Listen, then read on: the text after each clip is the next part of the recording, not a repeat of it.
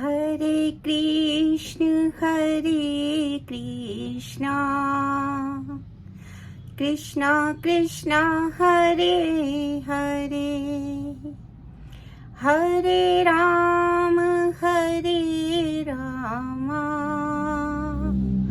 राम राम हरे हरे। हरे कृष्णा सभी भक्तजनों को मेरा बहुत बहुत प्रणाम। आज मैं भगवत गीता जी के 9वें अध्याय के 13वें श्लोक पर आप सबसे कुछ वार्ता करूंगी। इस श्लोक में भगवान ये बता रहे हैं कि महात्मा कौन होता है और महात्मा होने के लक्षण क्या होते हैं।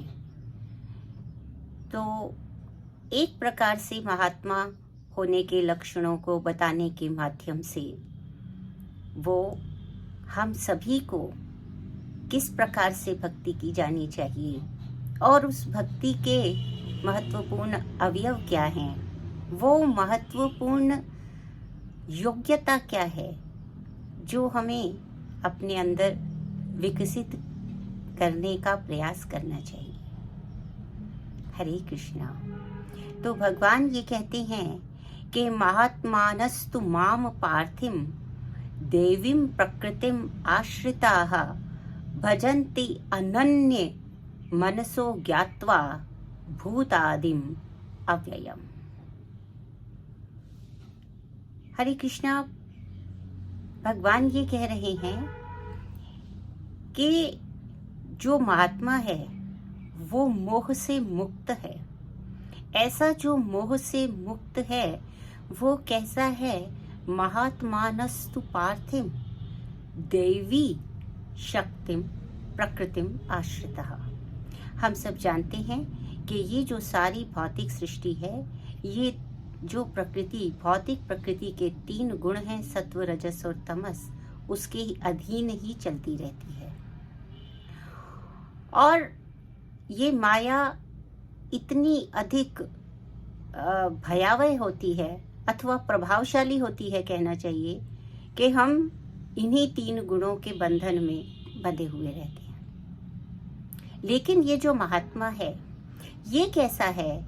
ये दैवी प्रकृति के निर्देशन में रहता है, भौतिक प्रकृति के निर्देशन में नहीं रहता है।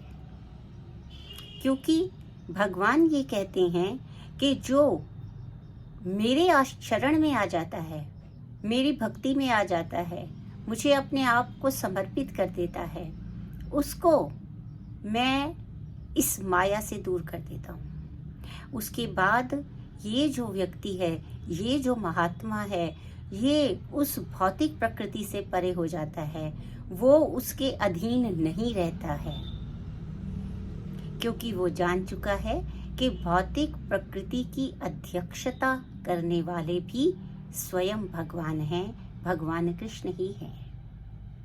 इसलिए उसका उस भौतिक जो प्रकृति है और उसके गुण हैं, उनसे कोई संबंध नहीं रहता है।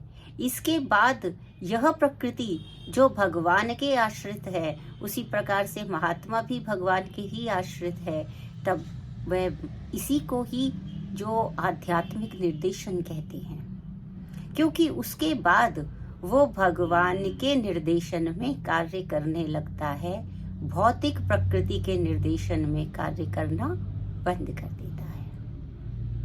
हरे कृष्णा। तो भगवान ये कह रहे हैं कि वो महात्मा जो है वो, हे पार्थ, वो कैसा है?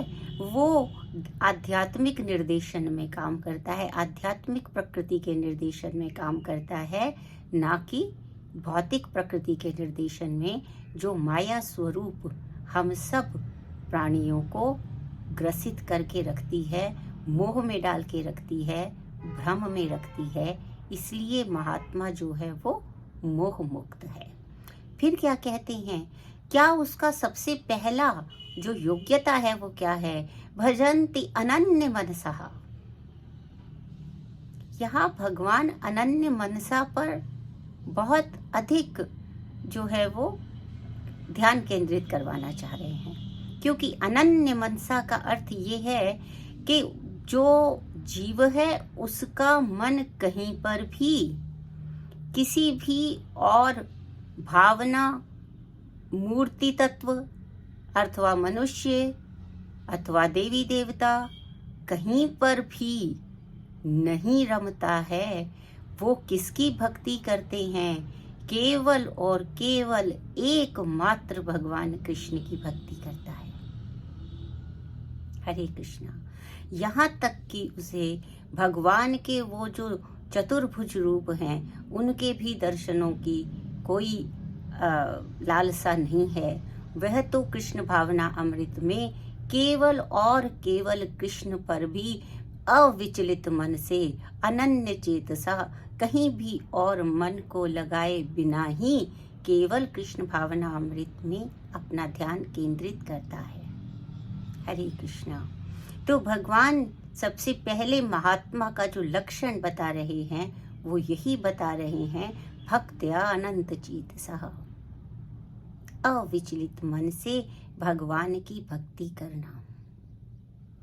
और उसके क्या अन्य गुण क्या हैं? उस महात्मा के अन्य गुण क्या हैं? क्या करता है वो?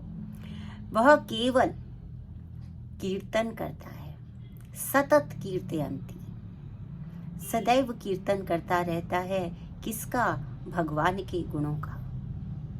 भगवान के गुणों का कीर्तन करता है।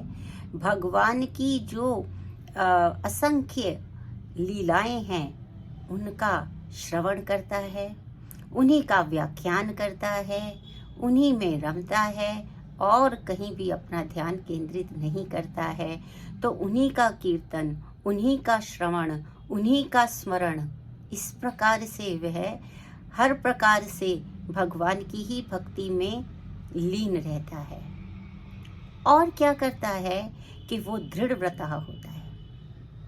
दृढ़व्रता का अर्थ ये है कि कुछ भगवान ने जो वेदों में भी और भगवान ने विधि विधान बताए हैं कि प्रत्येक एकादशी पे व्रत रखता है और प्रत्येक भगवान के जो भगवान यहाँ प्रकट हुए जन्माष्टमी उसका भी व्रत रखता है। तो ये दृढ़व्रती होता है, अर्थात इसके अंदर कोई भी वो चूक नहीं करता है, कोताही नहीं करता है, सारे वो काम करता है, कीर्तन, भजन, श्रवण, स्मरण और दृढ़व्रता। और सदैव क्या करता है? ये जो विधि विधान है इनका पालन करता है और इस प्रकार से वो अपनी भक्ति को सरल कर लेता है।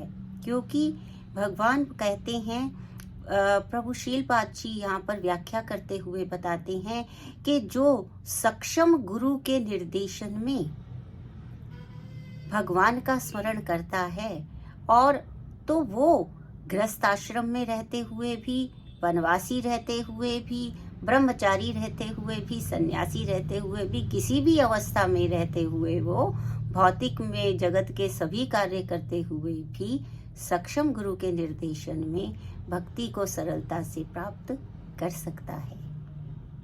हरे कृष्णा।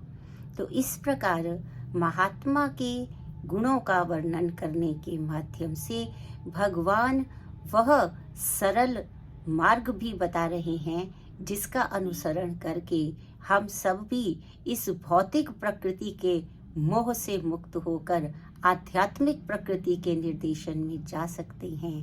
केवल एक ही काम करना है, अनन्य चेतसा भगवान की भक्ति करनी है और अपनी सभी इंद्रियों को केवल और केवल भगवान कृष्ण की सेवा में लगाना है। हरे कृष्णा, हरे कृष्णा।